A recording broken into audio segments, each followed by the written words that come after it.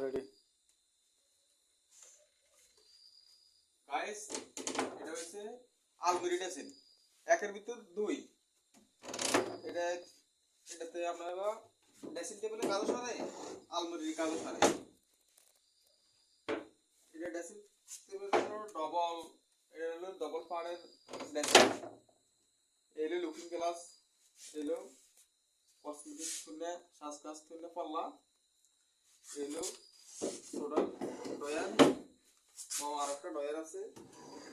এটা এটা dressing table না পেলে চলে, এটা আলমারি ড্রেসিং। এটা নতুন, এটা আপডেট মাল। এলো এলো আপডেট কালেকশন।